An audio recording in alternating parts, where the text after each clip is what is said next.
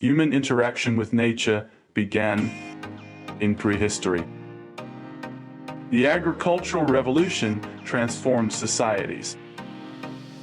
Ancient civilizations developed complex relationships with their environment.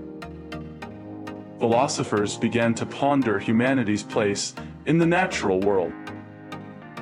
The Enlightenment sparked new scientific inquiries.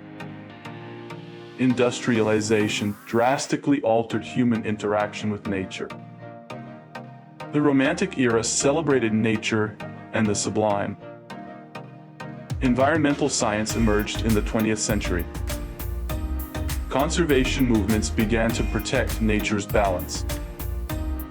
Climate change is reshaping human-nature interactions today. Urbanization changes how people connect with nature. Technology provides new ways to study and engage with nature. Globalization affects local ecosystems and culture. Indigenous knowledge plays a vital role in environmental stewardship. The youth movement advocates for sustainable futures. Research on biodiversity highlights the need for conservation. Innovative solutions are emerging to restore ecosystems.